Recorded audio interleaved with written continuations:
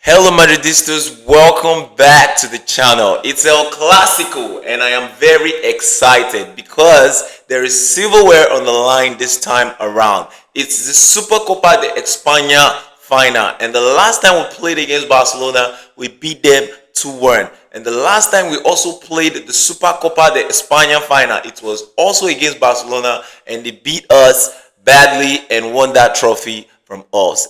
It's revenge time and we are going to win this title this time around. I'm going to be predicting the starting 11 that I think Xabi Alonso is going to play, give you my 5 key points that I think we can actually win this game with. Let's get on to it. Please, if you are new to the channel, please like the video, subscribe to the channel, and please turn up that notification button for more videos.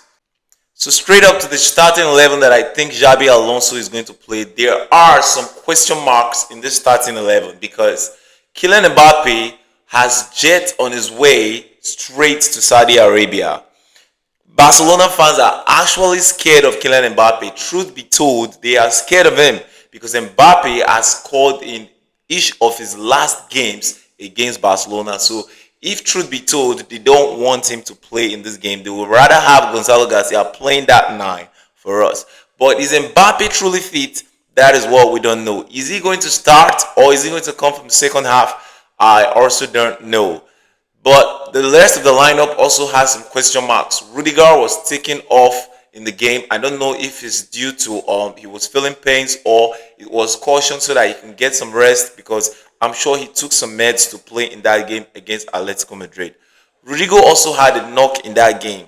Let's hope he's fit for this game because we need Rodrigo in this game. He's one of the forwards that are in form now and are constantly producing results for us.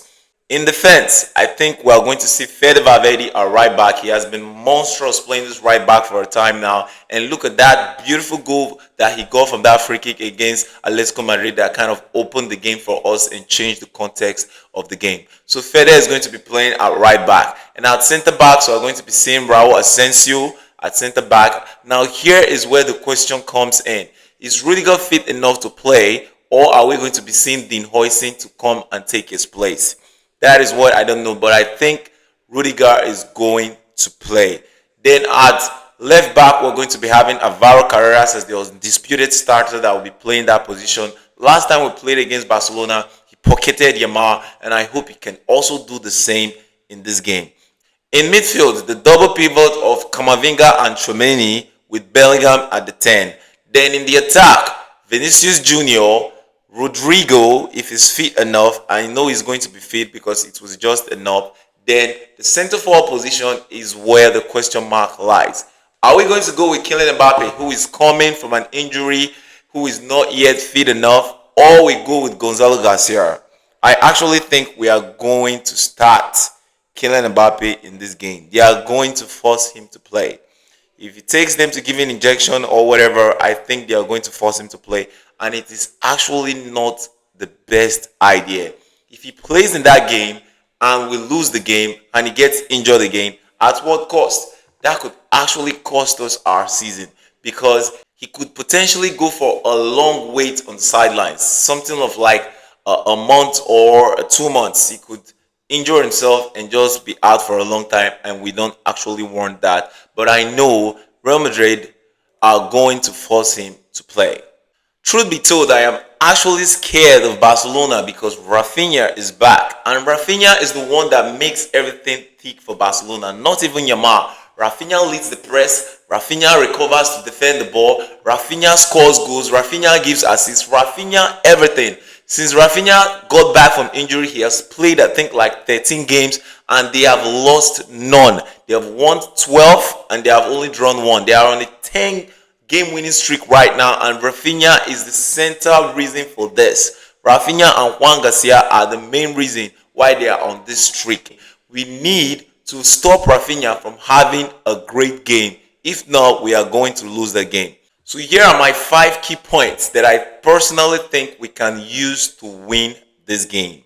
We need to find a way to get in behind the Barcelona defense. Barcelona, as we all know, play this high line. I don't know if they are going to push the line so high this time around, but it is still going to be a little bit high, maybe a little bit closer to the midfield or exactly the midfield. So Barcelona play this high line. We need to ping these balls precisely in behind the defense, and our runs need to be pin perfect. We need to ping the perfect cross over the lines, and we need to attack those balls in great space to be able to hurt Barcelona and score goals. 2, we don't need to defend too deep. If we defend too deep, Barcelona are absolutely going to pick us apart.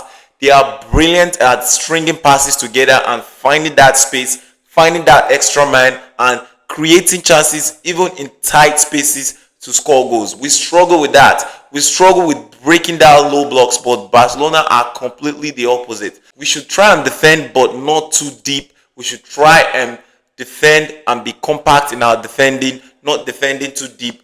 That would be the way for us to go. If we defend too deep, Barcelona are going to pick us apart, and they are going to find our spaces, and they are going to score a goal. 3, we should try and press high, win the balls, create turnovers, and counter-attack in great positions to score goals. We are a counter-attacking team. Madrid has always been a great counter-attacking team. The kind of players we have are players that can really hit you on the counter. So if we win the balls in dangerous areas, if we create turnovers, we'll be able to hurt Barcelona's in dangerous areas, and before they know it, bam, we are there and it's a goal. And as we are pressing high up the field, we need to try and block the passes that are going to the wings, to a Yamal or to a Rafinha, as quickly as possible. It is very important, because when those balls get to the wings, Yamal knows how to ping those crosses into the box. He's so good at them, and those crosses are so dangerous. He can even create an own goal. So crosses into the box should be tried to be blocked. We should try and block every crosses that are going to the box before they take them. Don't give spaces for crosses. Don't give ball spaces to pass the balls to the wings. It is going to be extremely difficult for us to stop Barcelona from using the wings, but we have to try. If we can try and limit the amount of crosses that will be put into the box, that would be a very safe side for us to be in. Then 4, we need to try and get the first goal. If we can get the first goal, Barcelona will have no choice than to move the lines forward, because they will be looking for a goal. They will throw everything at us, push all the fullbacks so high, push the defensive line even further, and we can hit them on the counter-attack from there. It would be devastating if we hit back on the counter-attack like that. So getting the first goal is very important. It is difficult to get the first goal, but we just need to try and get it by any means possible. Then 5, we need to try and work hard as possible. We need to try and muscle Barcelona in the midfield. They are so great at passing.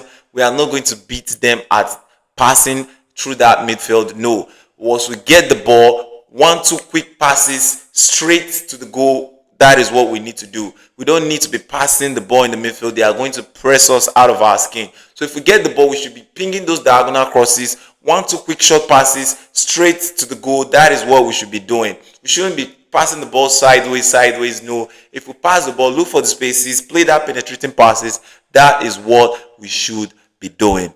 So we just need to work so hard for the whole 90 minutes. We need to work hard for the 90 minutes. It is difficult for us to put a 90 minutes complete performance together, but we need to do it. That is what this game is screaming for. And our substitutions need to be timely. We need to be great in our substitutions. Xabi Alonso, your substitutions this time around, you need to get it right.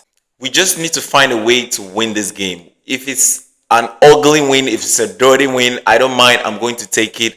We should get this first trophy of the year and this season for us.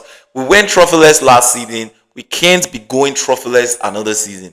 What better way to win your first trophy against your rival? And this can actually kickstart our seasons to go ahead and win La Liga or get to a better stages of the Champions League, even though we go out and we don't win it. So we need to find a way to win this game, win ugly by any means possible. Players, you need to watch out for this game. Watch out for Rafinha. He has something to prove. Watch out for Yamal. He also has something to prove. In the last game, he didn't have a great game. He will want to prove himself in this game. Then watch out for Rodrigo in this game. If he's fit enough, I think he's going to carry out the momentum that he has had in previous game into this game. Since the Manchester City's game, he has been scoring or assisting, and he also scored a great goal against Atletico Madrid. I think he's going to get a goal tomorrow against Barcelona. Also, watch out for Vinícius Jr. The last game he played against Barcelona, he was on fire. Koundé couldn't catch up with Vinícius. Vinícius was just toying with him left, right, and center, and the only thing missing for that performance from Vinícius was a goal. Tomorrow, I think it's going to be the same.